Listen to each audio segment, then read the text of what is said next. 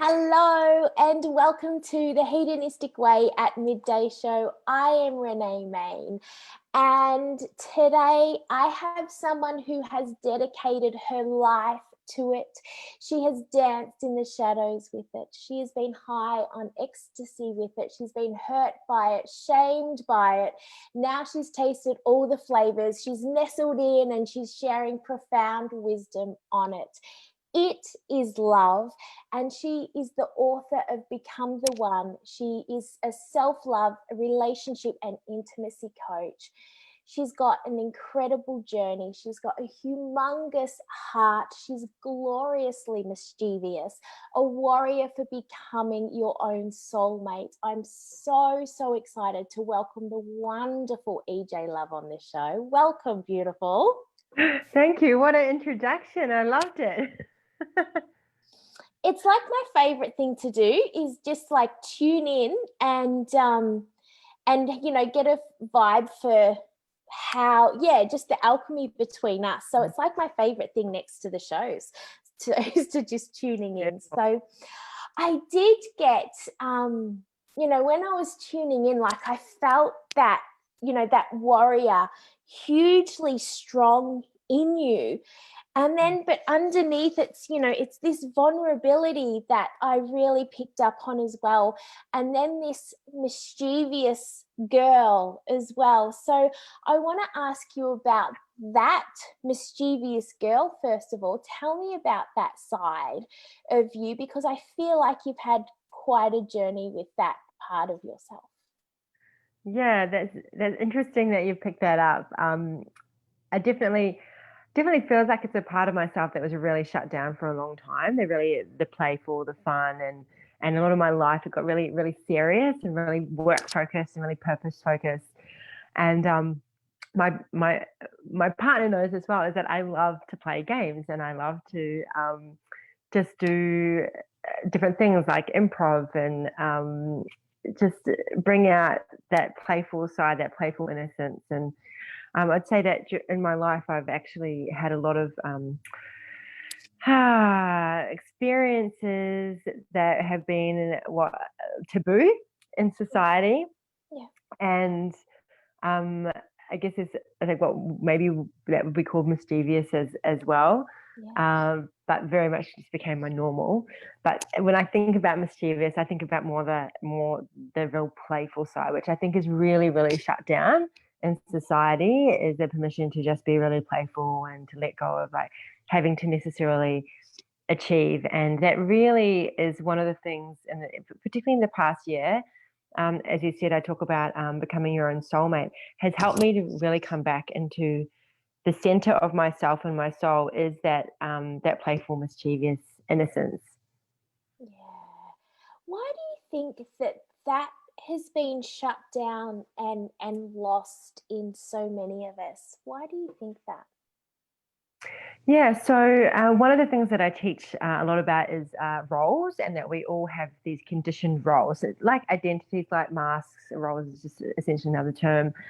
And the role basically says, as long as I show up in this role, then I'll be loved and I'll be approved of, and then I'm safe. I'm not going to die.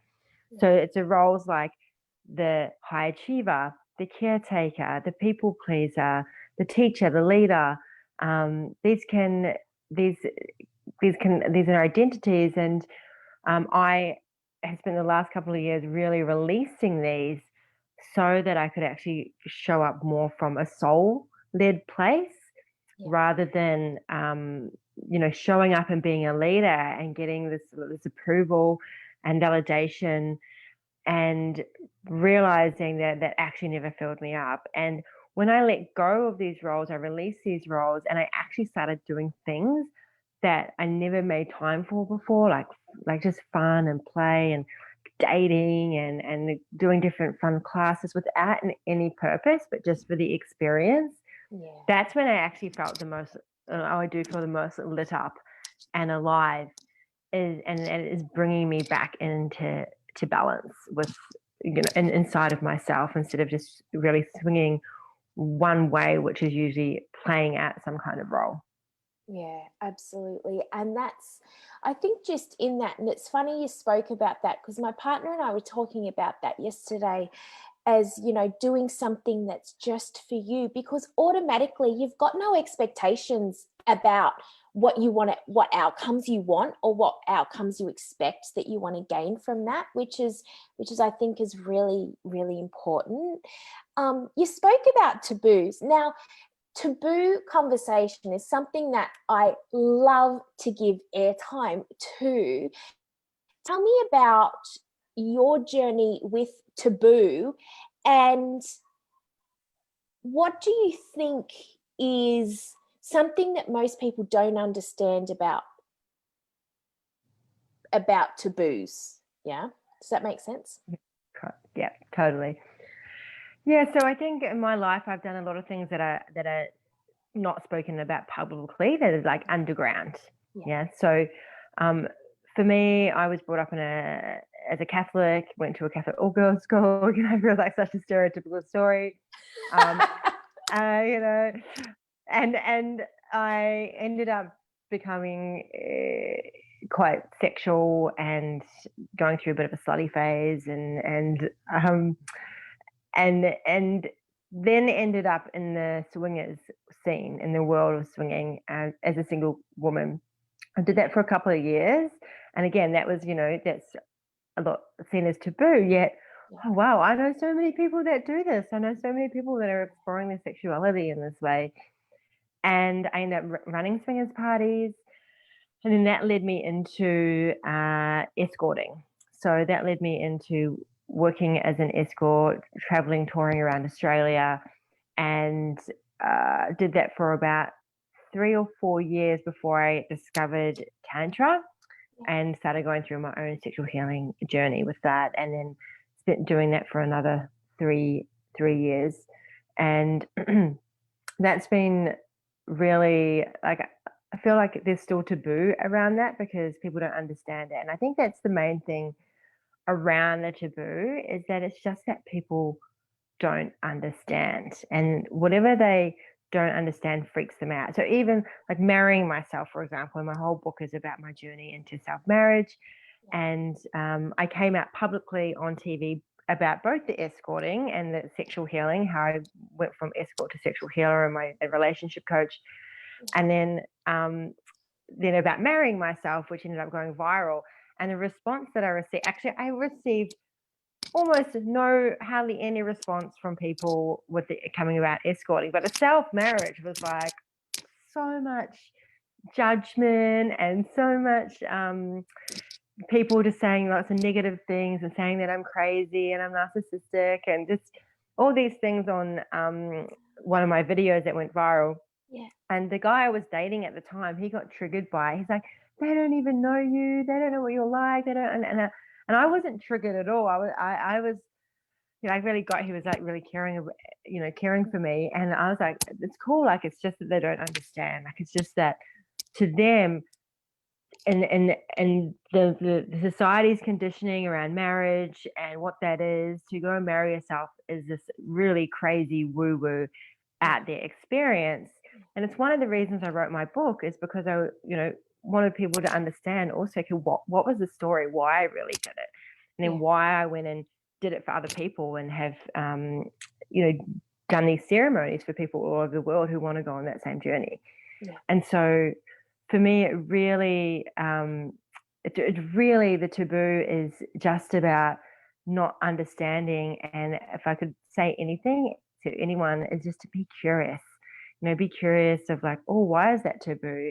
Is that conditioning, and I've been told that that's wrong and bad, or is it something within me that feels, that's not aligned for me, and that's cool. And then I don't know, there's kind of the excitement of doing something that's taboo as well. Like, there's definitely one of the things that within sexuality that is there's so much taboo in sexuality, that like so many things that are taboo. But yeah, that's where it can be the most exciting and the most fun and the most like juicy and turned on, isn't it? The taboo. We're not supposed to be doing this, but we are. Yeah. And do you think that's why like it's that, you know, just that essence of that, like when I tune into that flavor, EJ, like it's that, you know, and it can be really arousing, and it's like, oh, and you lean into that, especially if it is taboo and if you've been brought up where it's like, no, you don't do this, and that's, you know, you have to fit in this box and all of these things, especially, you know, as getting raised as a Catholic and at a all girls school, there's something in that suppression where it's like, I've seen it so many times, like it's just, you know, it's the pendulum has to swing to the other way, so you go to that extreme and then you come back and find that Yeah. balance, that neutral space in the middle. Mm. Yeah, so I want to ask you about, mm, what do most people not understand? And I feel like there's a huge misperception around what is feminine and what is masculine and the marriage of those two things. So tell us about maybe your experience, but also what you find unfolding in a lot of other people. Mm, such a great question. Um, yeah, so I think um, for me, it's about becoming an integrated being, and essentially, masculine and feminine are just labels. That's how I see it. They're labels. They help us understand these qualities. They help us understand that, um, you know, we are whole beings made up of qualities that can be identified as masculine or feminine, and they're only identified that way because I believe we have identified them as that. Yeah, yeah, And generally, men are naturally more masculine, and women naturally more feminine. And that's our makeup, that's our hormonal makeup. And however, yes, we are both, right? We are both. And one of the things in my journey was the desire to be really like, I want to be balanced and I want to be integrated. And now that I'm in relationship, I actually want to be more feminine. Yeah, I want to and I want to my partner to be more masculine, because that creates greater polarity. That creates greater attraction. It creates greater desire.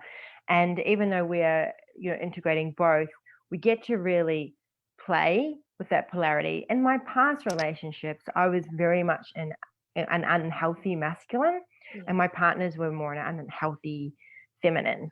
yeah, And we had polarity, but the polarity was really unhealthy and toxic yeah, and wounding, created lots of yeah. triggers and wounding, and it's all the stuff playing out. Great for attraction and desire and sexual And chemistry. learning.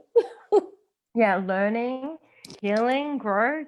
Yeah, And actually, there's one thing I want to say, is because I yeah, actually definitely feel like there's a lot of belief systems out there that we need to be in these relationships to grow.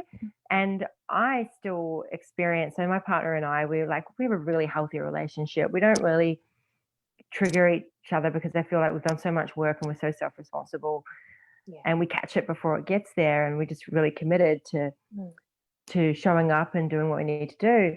yeah, But we're still growing, and it's because we're choosing to do the growth work inside of ourselves. We're not yeah, like going, oh, like that person's going to help me grow. It's like we're yes, growing on ourselves and we're growing together. yeah, So, um, yeah, so I feel like masculine and feminine is, for me, coming into this inner marriage definitely reflects out in how I relate with my partner and how I relate with others. And even at the moment, I'm actually away for a few days. And it's because I was like, oh, I need to come back and focus on my inner relationship. And I could feel there was some like, some doubt coming up, some doubt and uncertainty in my relationship with my partner. And when I spoke it to him, because I was like, wow, what is this about? I'm like, I don't understand. Like, everything's great, everything's amazing. And I was like, let me just tune in. And I really got that it was actually what was going on inside of my own in a relationship. So I've taken myself away and spending time in the next couple of days to really just, I'm going to sit down and have an inner marriage counseling session Yeah. where I sit and I say, okay, feminine, what's going on for you? What's going on? What do you want to say to the masculine? The masculine will come back and respond to that. And then I also go into the position of the counselor and okay, this is what's going on. This is what needs to happen. And I can already see what's going to be said, and I can have some idea, but it'll be really interesting to see what the next level of that's coming at. And I know when I then go and make agreements between these two parts of myself, that is going to shift whatever's happening in my outer relationship as well. And maybe it's stuff that we might have to make agreements on as well with my partner. Yeah. And even when I did this when I was single, when I'm consistently having a dialogue and agreements between my masculine and feminine, having a daily practice, is that it definitely reflects back, and the people people are around me are showing up, and the men that I was attracting into my experience back then were always such a reflection of what was going on internally. Yeah, absolutely. And, and that can be a really hard pill to swallow, isn't it? When you go, especially if you're coming from extreme trauma or, abuse, all of these things, that can be a really hard conversation that you need to have with yourself. And I think that it's something that, I know for me, it was some time and space in between where I could really have that honest reflection within myself. How can, if anyone's watching going, how do I even begin this communion with tuning into that internal dialogue? I love that you talk about, you've got your masculine and then your feminine, and then you play the role of the counselor as well. How do you even navigate that and set that up for that commune to happen? Yeah, so how I do this in the practice that I do, and then often I'll take clients through this or I'll guide them to do it on their own, is it's a really easy exercise. It's called the 3-chair or the 3-pillow exercise, and you have one pillow for the masculine or one chair for the masculine, one for the feminine, and then on the side you have one for the counselor. And you literally sit in, call in, say it's the feminine, and usually start with the one that feels the most charged. Yeah. So if I can feel my feminine like a bit pissed at my masculine, and it's like, oh, like I'm really upset at you for something. And it will usually be for me if I maybe am a little bit upset with my partner about something, and say, no, my feminine's upset about something, and like checking it if it's actually something that's going on internally. Yeah.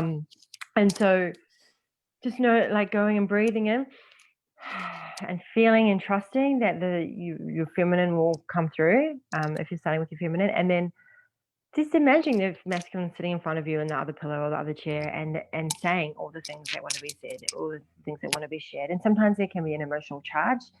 Sometimes there can be expression that wants to come out. There may be movement, and just trusting that, or it could just be a conversation. And then when that feels complete, then you'll swap and go into the masculine. Same thing again, call on the masculine, breathe in, and then respond to what the feminine has shared. And then when that's complete, then you have to go into the counselor. And the counselor says, okay, this is what I can see is going on for you, feminine. This is what I can see is going on for you, masculine. Yeah. So what needs to happen is I need you to say this, do this. I need you to agree to this. Are you willing to do it? Yeah. And then going, again, sitting back in the feminine, and she may have more to share. She may need to negotiate what's going on.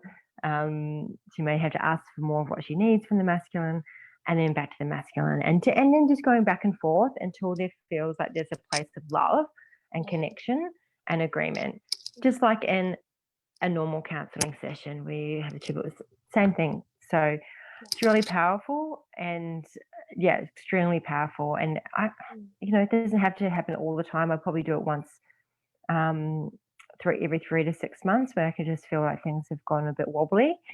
And it's always just puts me right back on the path. Like just every time it's like, oh, okay, I can see why I've been feeling off. Cool. This is how they need to show up for each other. So we've got to have that. We do this for relationships when they're not working, out of relationships. Yeah. And our greatest relationship is the one with ourselves. So Yeah. having that is, and having these two energies inside of us is a really great way to practice self-love. And the other thing I do is I get really clear and help people get clear on what that masculine and feminine love languages are. So what is my masculine's love language and my feminine's love language? Yeah. And so that they can meet each other's love language. So I'm actually filling up my own love language cup. Yeah. Not expecting my partner to or other people to. Ah, that's really interesting. And so is that why you have say 2 primary love languages? Well, it's interesting. This is what I'm curious about, because my 2 primary love languages are the same as my masculine and feminine love languages. Yeah. So my masculine is words of affirmation. Yep. And actually they're both touch as well, but words of affirmation, my feminine is quality time.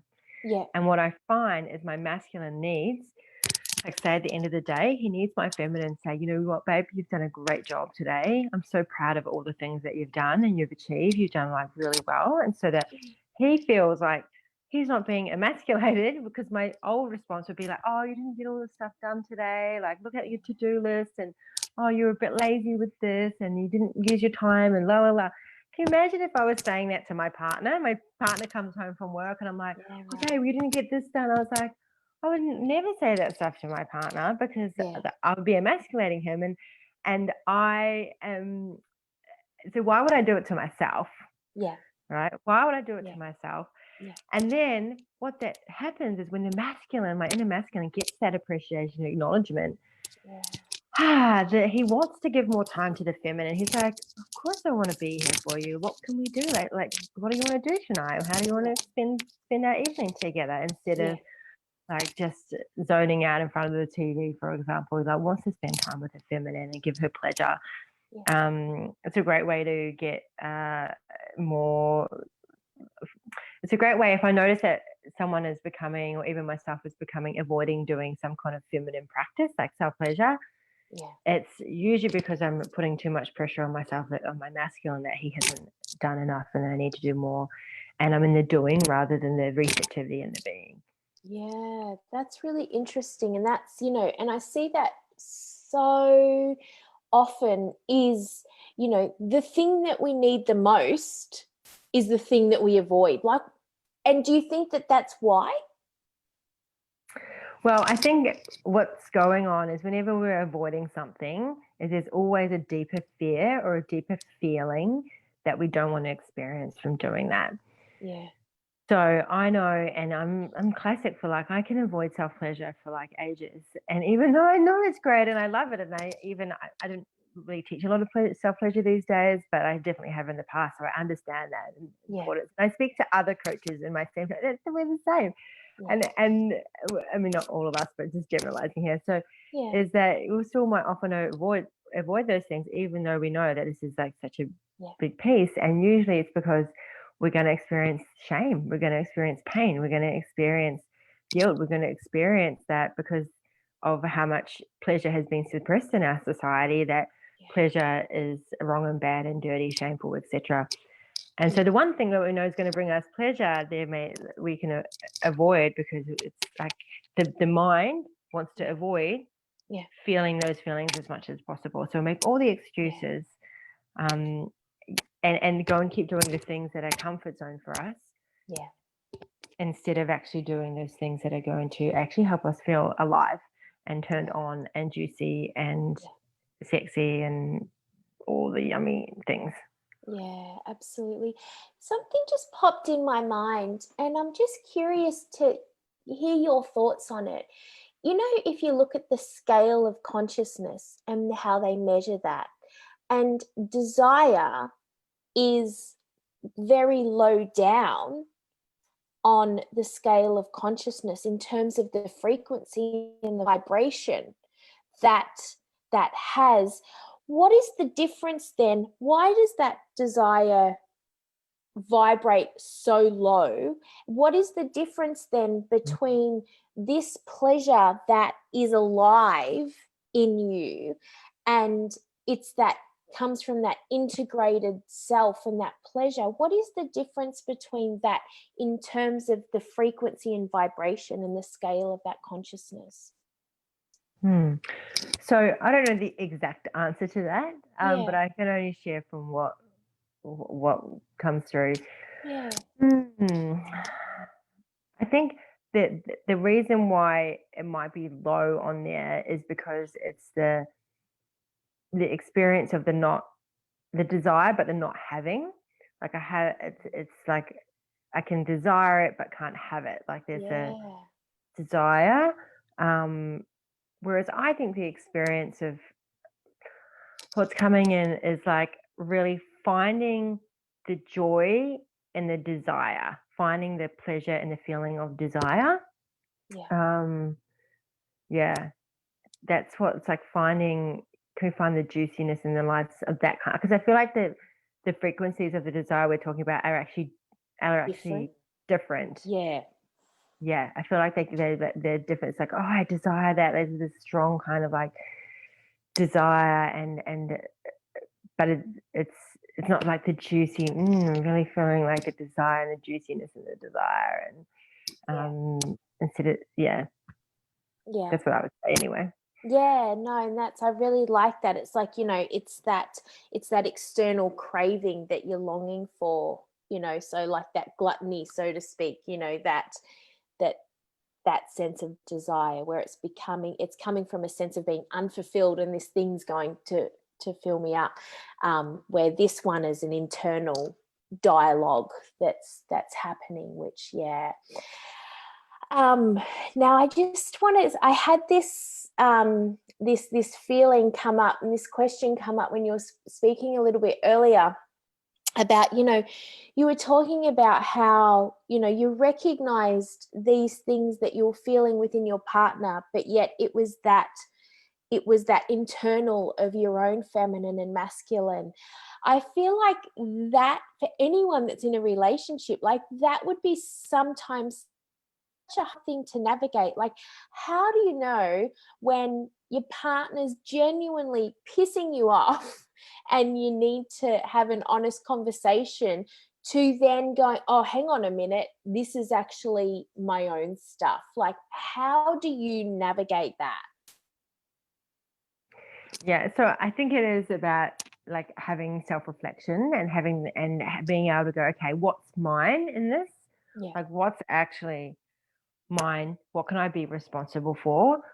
And what is actually theirs and what do they need to be responsible for? And I think, self-responsibility is really key, and it's important. And I see this a lot in relationship dynamics. You have one person that's overly responsible and that one person that's not responsible enough. And usually the overly responsible person will be like really amazing at being self-reflective, and then we'll see their part in that and then go into that role of and of being that self-responsible, and that other person will get away with it. And that's going to create like a really unhealthy dynamic, because the person that's overly self-responsible will feel exhausted and tired and just feel like they're always being the responsible one and taking on everything. And so for me, my journey personally was to actually be less responsible and more asking for what I needed. And so I can still, and I'm going through this experience at the moment with I can see that both things are going on with me and my partner. I've got some internal stuff that I've got to work through, that I'm working through at the moment. And then there's also stuff in our dynamic that also needs to shift as well. So it's a bit of both. Yeah. But I can't expect him to go in. So to give you an example, there's two pieces of work that both of us have been avoiding, right? So mine's been somewhat more about my feminine and my self-pleasure and the yoni massage and things like that. And I've been procrastinating on this because I know there's some really, really deep stuff there, and I'm full owning it. Like, and this is why I've got a couple of days away, is to just shut myself off from the world and just take myself into that space. There's no distractions. And then my partner's got some deeper masculine work and getting into his dark masculine.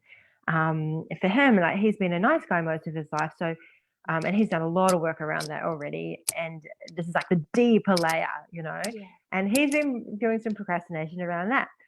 And so, you know, I could notice that I could come to him and be like, oh, I noticed that you've been like being avoidant about this, or you've been that. And then I reflected back on myself. Okay, where am I being avoidant? Yeah. What are the things that I'm also, because I know that when we both do those things, it's going to create like deeper connection, deeper attraction, deeper trust, more arousal, more desire, because we're both committing to do that work on ourselves. But yet I can see that we're both being like a bit avoidant about these things, even though they're not directly related to, like, we're not avoiding each other. We're like totally like still, you know, totally connected and having this amazing relationship. When we're avoiding stuff in ourselves, that's going to actually impact our relationship. Yeah. So we both got to be responsible for those parts. Yeah, absolutely. I totally resonate with that. And I'm the overly responsible one. And I often have to pull back as well. And I call my partner Peter when I call him Peter Perfect. And that's something that's just like, because he goes into that archetype like, who, me? Like what? You know, and I'm just like, ah! It's so infuriating. So it's enough just, it's often just breaking that, you know, that tension and that, you know, so, and I think it, again, like, as you know, bringing that playfulness into it, and calling each other out on that sometimes is really important. In this journey to become the one and be your own soulmate, like, I feel like that's for someone else to be your soulmate.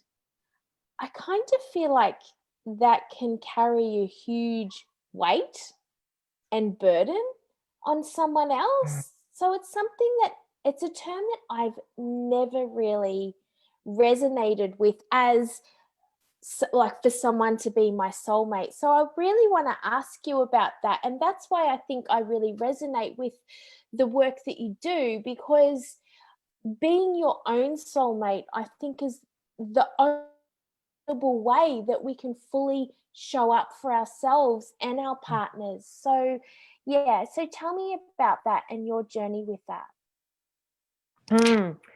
Yeah, so it's kind of funny because as a teenager, all I wanted to do was, like, the biggest thing, I just wanted to find my soulmate. Like, I was just so like, I just don't even care about anything else. I just want to find my soulmate. And I don't think I've ever called my partner my soulmate, like the one that I have now, because I have such different views on that. And I have really romanticized this idea of the soulmate. I really pedestaled the idea of finding the one. And this is why I called my book Become the One, because it's really about becoming the one for ourselves and actually rewiring that conditioning that says that the one is outside. And had, for me, led to codependent relating, because this idea of me and my soulmate was this idea that I'm half a soul and I need to find my other half so that I can be a whole soul, and I will be complete when. And now when I hear people say, oh, this person completes me, I'm like, no, you're already complete. No one completes you.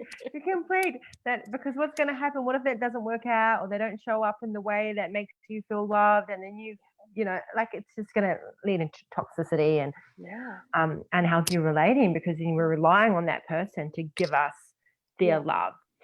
And one of the things I said to my partner is that I don't need you to love me to know that I'm loved. And he's like, when I've said that to him, he's like, oh, that feels like relief, and it feels like freedom, because now I just get to love you, but you're not relying on my love for you to feel loved, which actually then makes him want to love me more.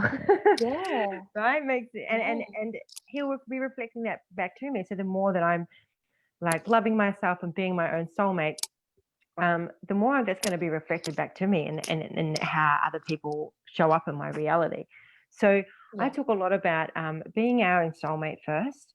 So finding the parts of us that we've deemed as unlovable and unworthy, and finding them and loving the shit out of them, and love bombing ourselves, all the things that we wanted someone to do and love us in all those ways. It's like really making sure that we're doing that for ourselves, which is a massive journey and actually a lifelong journey. I wouldn't say I'm 100% there, because I'm always finding more parts. Like, I'm not completely shame free. There's more and more parts that layers and like unraveling. Oh, great. There's another part of myself to love. Oh, I noticed that doesn't feel good. And I've noticed that I'm like feeling vulnerable about that, or I'm feeling insecure, or I'm shutting that part of me shut down. Great. Like, let's see it, look at it. How can I love this part of me? And that journey is essentially allowing ourselves to come back into the love that we are. And I feel like it really is a lifelong journey. Like, I don't know if by the time I'm 90 I'll be fully loving all parts of myself. Who knows? But I'm going to make sure that I enjoy the ride. And so with that, I also talk about soulmate energy, that instead of like pedestaling having the one soulmate, it's like, what if we're surrounded by other people that are their own soulmates, or we're attracting people that hold soulmate energy, and these are aligned, like we're aligned with these people to have different relationships with, whether it be our friendships, our family, our work colleagues. These are like these soul aligned people that come into our experience, that we have journeys with, and they may not be forever. They may come in and out of our lives, but for that time, they were like a soul connection. And it makes it also easier. Like, we might not end up with the person that we're with now. Like, we might, who knows? We don't know. But we focus on that person being the one that's putting a lot of expectation for them to have to continue to show up in the same way. And over time, people will change, they will grow. And that might not be that they end up being aligned anymore, because their souls have gone through the journey that they agreed to go through. And then they finish that journey, and then there's another soul that comes along. Yeah, that's right. And that's, I think it feels much more realistic, and it's less pressure as well. My partner and I have had a huge journey with marriage, and and we're not married, but we've been together for 21 years. So Wow. It's a long time, and we went through that, or I went through that. I don't want to have to need you. Like, I was so towards, I wanted to be fiercely independent, and I'd watch my mum have a huge journey with wanting to be independent, to the point where she pushed love away. And I think that she passed away not knowing and not ever experiencing that wholeness within herself. So I didn't want that, and I didn't want to need him, but I also wanted to be, wanted to experience love. And I think a lot of men, my partner very much so was like, I'm the provider and I want you to need me. And, and it's that archetype that I think so many men carry. And so when I come along and I was like, no, like, I don't want to need you. Like, I want you. I want to choose you every single day. And I actually don't want to marry you. Marriage between myself means everything to me. So I would love to get your thoughts just on that, because now I find myself that I'm coming home to myself. Like, I can lean in and go, it's okay to be needed. Like, it's okay for me to lean on him, So yeah, just what have you got? What comes up for you in that? Yeah, so I think, especially for men, they like to feel needed and effective and useful. And when it becomes in a more codependent way, that's like, I need to be needed to feel of worth. That's when it's really unhealthy. And I used to be like that, where I would unconsciously create dynamics for men to need me by over providing and over giving. And because they would be less likely to leave me because there's a fear of abandonment. So I would create these situations. Yeah. So, but there definitely is like a natural thing for men where as protectors and as providers and as hunters, and an instinct is that they are wired to look after women, and they want to feel needed in that way. Yeah, it makes them feel a lot more masculine. It makes them feel empowered in that way. And unfortunately, in our society, what's happened over time, and there's been this conditioning that we really need to be independent and not need anyone for anything, because it's not safe, and you're not going to be valued enough if you're not independent, if you have to rely on anyone or anything or ask for help. And I think I went through this experience for a long time where I couldn't ask for help or couldn't be vulnerable because that was really weak. Yeah. And I need to have all my shit sorted, and I need to have my shit together. And in my ways of relating with men, I would always be helping them and overgiving and being the rescuer and doing all these things. And when I started to really learn about men, and I was like, men would have helped me? Really? Like, and they want to, like, they love it. They love it. It's like, wow. And I'm not weak, actually. Like, I've actually been like pushing all these men away because I'm not receiving them, because when they help me, it means that I'm actually receiving who they are. I couldn't understand, but I've given these men so much. Why don't they why do they either A, keep using me, or B, like not into me, or we're friend zoned, etc. Because I was just like not allowing them to be men, essentially. So I think it is important to recognize in that men and women are still quite different.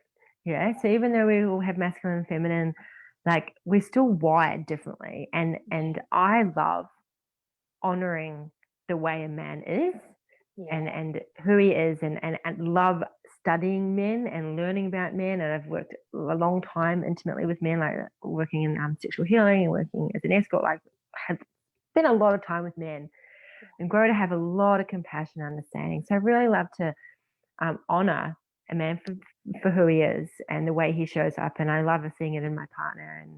And he is my partner. I love receiving him and appreciating him when he shows up and does things for me. And I also want to make sure, I'm always so conscious of being aware when maybe it does go into the shadow place of, like, so if a man is like more like trying to be a nice guy and he's like essentially trying to get love and approval. So that's why it's important for us all to be doing our self-love work, so we can actually authentically give and authentically receive. I'm not giving to get anything. I'm not giving because it's going to make me feel more valuable. I'm giving because this is an authentic gift from my heart. Yes. And same for receiving. It's like I'm able to receive this. I'm not afraid that if I receive this, I'm going to have to give something back, or that it makes me look like I don't have my shit together and I need to receive help because of that. I can receive it authentically as a genuine gift from you. So I think that's, importance of the self-love work, so we can really give and receive in those authentic ways with each other. Yeah, absolutely. And I really love that.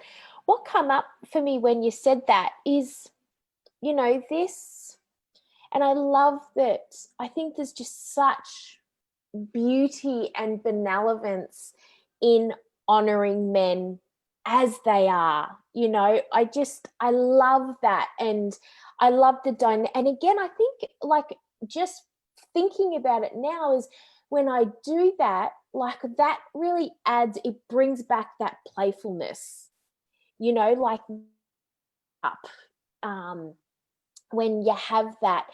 What do you say then is, like, if someone's watching this and they go, okay, like, what do I want to say? You know, if they're with a partner who isn't respecting them, who is,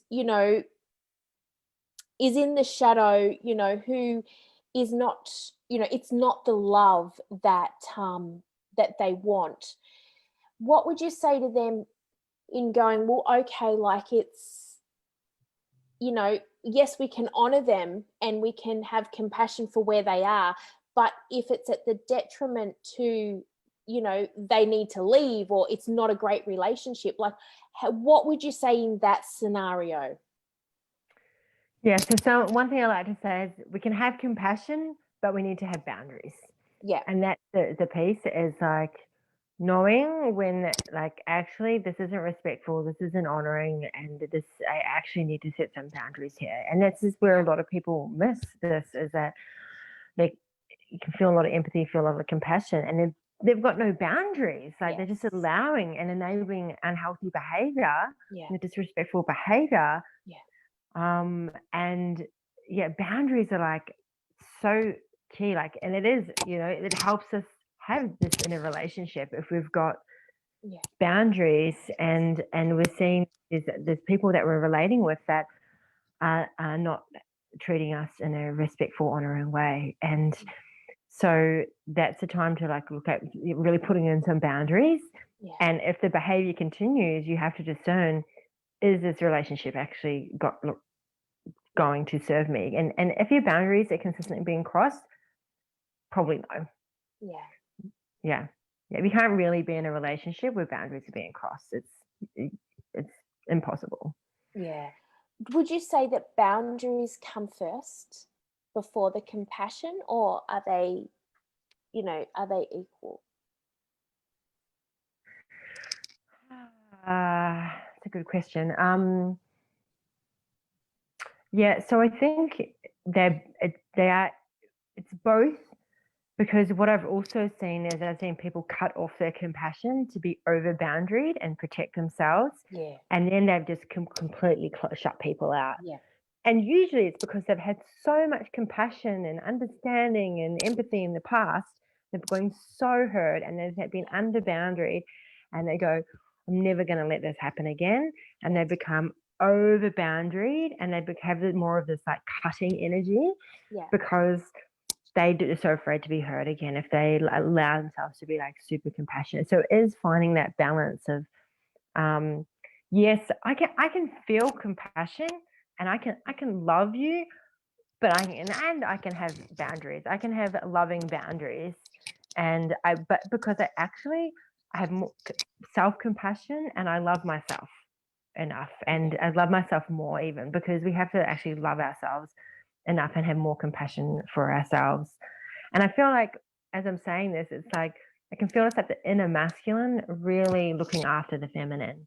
It's like the inner protector that comes in and says, you're not hurting my woman, like you're not hurting my feminine, you're not like, this is like, I love her and she like I'm here to look after her. And when that person on the outside isn't respecting that and knowing that, like this is when your masculine's got to really come online and look after yourself. Yeah, absolutely. And I really love that what you honored there is making the point where boundaries are really important, but as soon as a boundary becomes a wall, then that's not honoring either, so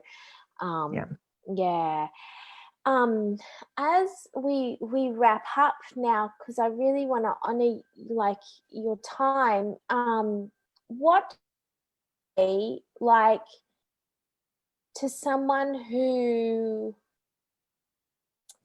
is just beginning this journey, or well, as you say, like it's you could be anywhere in this journey, what do you think most people forget about themselves and they need to remember?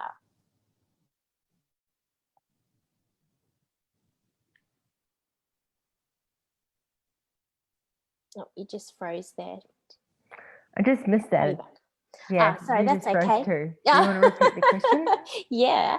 What do you think most people forget about themselves and they need to remember?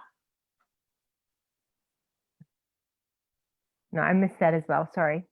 That's all Try again, one more time. Third time lucky. Third time lucky. Yeah, okay. What do you think most people forget and they need to remember? Yeah, the biggest thing that kind of jumps at me is really just remembering that we are loved, that like the love is not outside of us. And I think most people are consistently seeking love from outside, from outsourcing it. And that if you want to experience love around you and others, like it has to come from within first. And that really, there's a lot of surface self-love out there. It really is going into those really deep places that where shame is. So that's the lowest one on the scale, isn't it? Like shame, and then you've got love at the top. So when we can find those places, and there's layers. So and that's where we'll find the love. Like it's already in there. It's just like all the conditioning has basically told us that that's not who we are. So it's it's a case of remembering that we are love.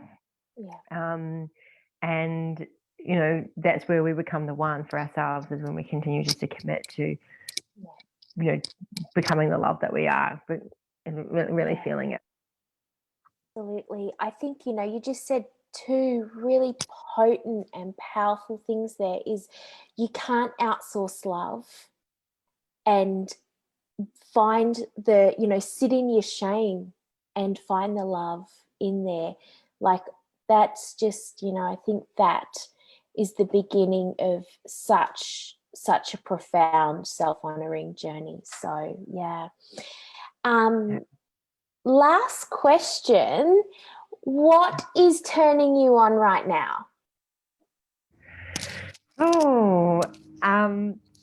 What's turning me on right now is exploring dominance and submission and just energetic dynamics. So I'm not talking necessarily, when people think about that, they usually think of like spanking and they think of pain, and that's not actually the case at all.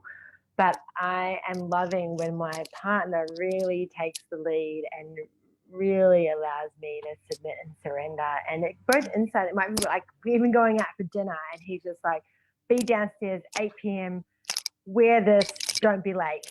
I'm like, damn, like I love it when you command me like this. And sometimes he'll go, I'm taking you for a surprise, no questions, because I'm so inquisitive. This is my mischievous. I'm like, oh, and are we going to do this? What do I need to wear? Do I need to bring this? He's like, no questions. And it just allows me to just surrender and trust and get out of my mind. And it's really super fun playing with that polarity. So we're really journeying that at the moment, which I'm loving.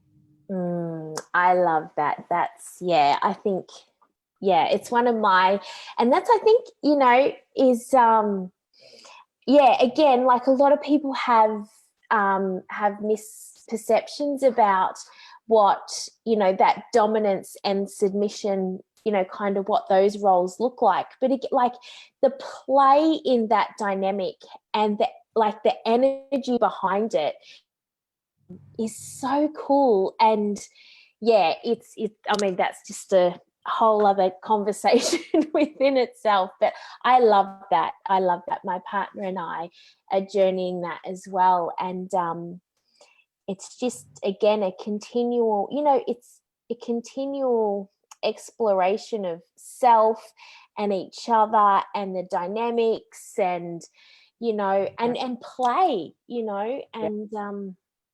I think the more we dance with polarity, the more we can just really begin to evolve past it. Nice. So good.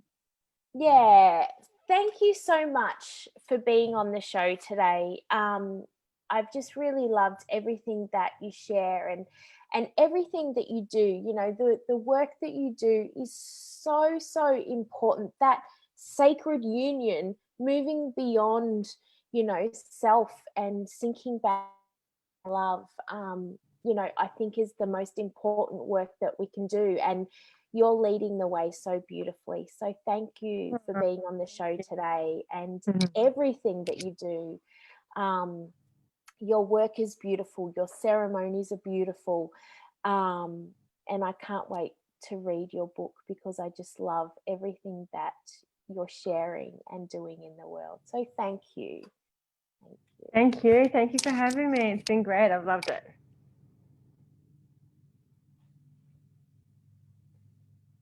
You just froze there, but yeah, thank you so Froze. much.